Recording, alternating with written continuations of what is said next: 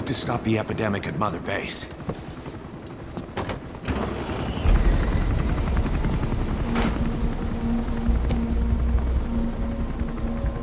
About the pathogen spreading through Motherbase, what's your opinion?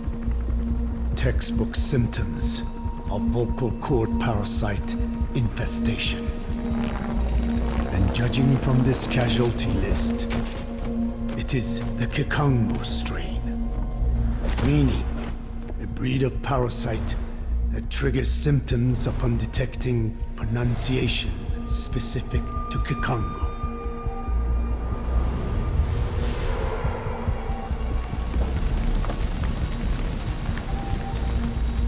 So how do we keep them from becoming symptomatic?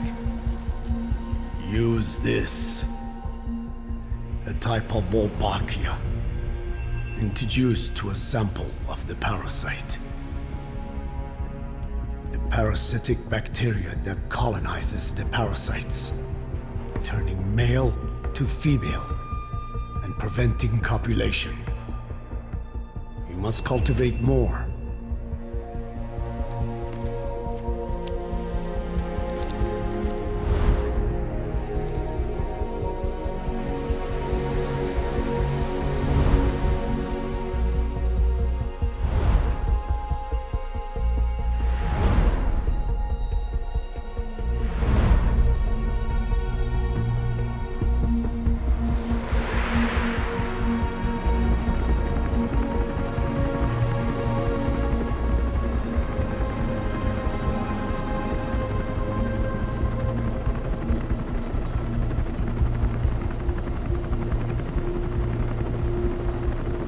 Thanks to Code Talker, we've managed to put a stop to any new vocal cord parasite infections. We couldn't save those already symptomatic, but everyone who survived has been released from the quarantine platform.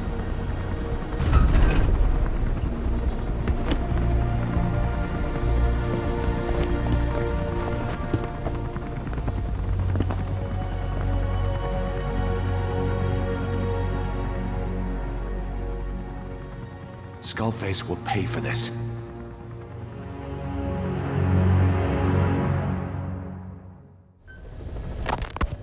We've inoculated the staff with wolbachia to keep them from becoming symptomatic. That should also contain the infection. How did this happen in the first place? It has to have been a Cypher spy within our ranks. If this is so, then why the Kikongo strain? If their intent was to wipe you out. Skullface said the remaining English parasite was close to the boss. If this latest strain was his doing, he wouldn't have tipped his hand. It is possible someone brought eggs onto the base. Without knowing. Stuck to their shoes, clothing. Well, that makes the most sense to me. And where did the eggs come from? You mentioned that your boss visited Nzoya Badiopulu. Sure, but his gear's disinfected immediately upon return. Then he was not the carrier. And not just the boss. All staff dispatched to high-risk regions were quarantined on the flight back.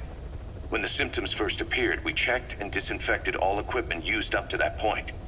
Any and all prisoners, soldiers, materials, and animals extracted during missions were also quarantined. So, that just leaves... I have seen children around here. Where are they from? All over. Some were being held hostage at a mine. Then there were the troublemakers at Bwala Masa. Bwala Masa? Yeah. Their clothes, their things. Did you burn them? They're just kids. We couldn't. And besides, not one of them's shown symptoms. The parasites don't infect prepubescent hosts. Their vocal cords are not fully developed. Well, if infection doesn't occur in children... It is possible they carried eggs on their clothes, and the infection spread from them. Check the kid's stuff. I doubt there is any trace left by now. But if there is, some of those kids must be close to hitting puberty. How could we have missed this? The name Bwala Masa got quite a reaction from you. I'm guessing the Kikongo strain was released in that village. Cypher used that region to experiment with Vocal Cord Parasite transmission. The Kikongo strain. The settlements around the refinery upstream of Bwala, Masa were the proving grounds. They would infect one villager, then record transmission speed. Dangerous work. If they failed to contain the infection, it would slip into the surrounding regions. At which point the world found out about the parasites, making them useless as a weapon. Incredible they'd risk such a thing. The test site was densely populated too. A terrible place for such experiments. No doubt, they thought burning everything would wipe away all traces. The settlements were covered in oil anyway. Who would wonder if one day they caught fire? And so it did. They burned it all. Living and dead. Those remains. But they miscalculated. Transmission speed was far faster than anticipated. It may have been the temperature, or hygiene standards, or perhaps the parasites reacted quickly to Kikongo. Whatever the reason, nearly all villages were swiftly infected, and the settlements reduced to mounds of corpses. Making matters worse, the dry season was ending. When it came time to burn the village, the Moneni River had swelled. Many of the bodies were waterlogged. Meaning they didn't burn completely. The corpses still contained viable eggs, and the larvae washed downstream. And when the people downstream drank that water, That marked the end for Bwala Masa. I learned all of this at the mansion. I warned him of the risk of eggs getting out. And We are prepared for any eventuality. I get it. Putting the oil field back online. The oil leaks, saner. They plan to pollute the river. Prevent the spread of infection. but the oil flow was stopped. And downstream, the people of Masa village started using the water again. The PF soldiers deployed at the village were locals, spoke Kikongo. They were infected, and the kids survived. I've heard enough. And who stopped the flow of oil? Don't. We did. That confirms it. The source of the Kikongo strain infection was Masa village. And the children brought it here. It is no one's fault. There is no blame to be cast. The parasites, they were tested in other regions? Their physiology requires that they be tested under varied conditions. Another test site was in Afghanistan. So it was the parasites there. Both the Pashto and Tajik languages are spoken in the mountains of Afghanistan, and population density is low. Ideal testing grounds for how accurately the parasites target only the specified language. It is also relatively easy to prevent the spread of infection. And the results? The first test, I am told, was a success. Once the Pashtun Mujahideen were infected with the Pashto strain, they were all but wiped out. The Hamid fighters at Masa Fort. It was doubly successful. No Tajik Mujahideen or Soviet soldiers became symptomatic. So the parasites proved to be effective. What about the second test? Also supposedly a success. A Pashtun village was the target. However, the original aim was to obtain samples of the infected. In this, they failed. And the village? The Soviets enacted a standard scorched earth operation. That must have been the village where Malak lived, before being held captive at La Marjate Palace. Having had more time to think on it, the details shared with me may have been false. They are madmen, who would do anything to cover up the truth. They certainly seem to like tossing their problems in the fire. As a boy, Skullface's life went up in flames. Perhaps that is what fuels his fixation with fire. Your wolbachia stopped the infection all right, but I still don't get it. How can a few bacteria change males to females? I know they're only bugs, but... It is not such a rare thing in the natural world. Many insects and nematodes are infected with wolbachia. But why?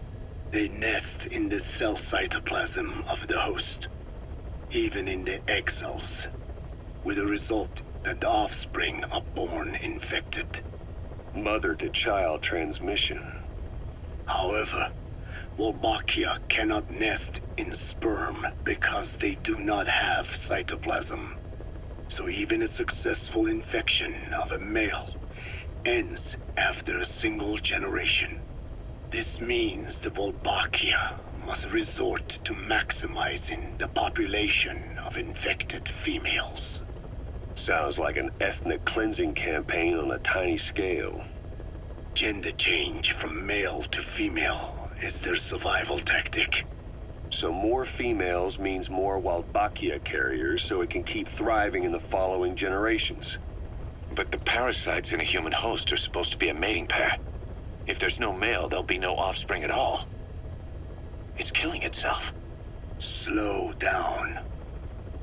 This tactic is intended for environments where a single male can copulate with multiple females. Originally, the wolbachia did not infect the vocal cord parasites.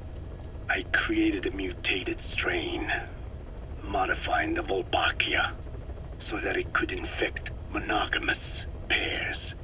The wolbachia's greatest multiplying tactic, the male-to-female change, worked against itself in the monogamous parasites, just as you said. Then I performed repeated selection of wolbachia strains until I achieved 100% certainty of male-to-female conversion. Creating female-female pairs, unable to reproduce.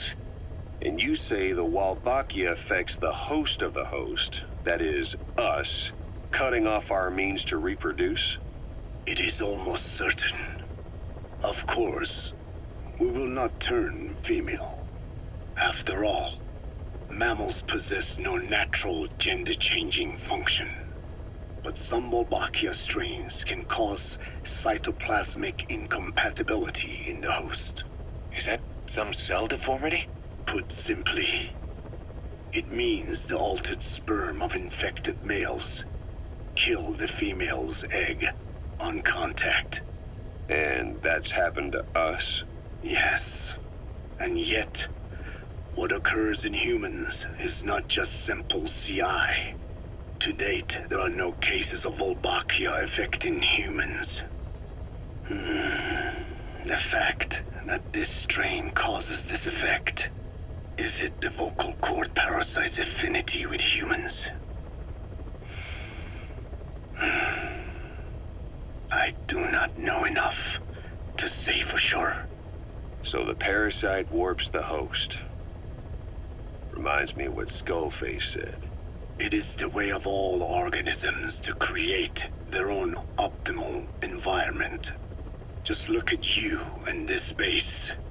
Organisms that cannot do this are doomed to extinction.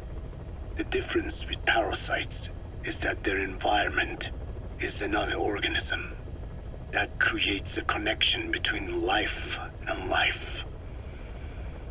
Parasitism, symbiosis, or death. In this way, the host too is challenged to adapt.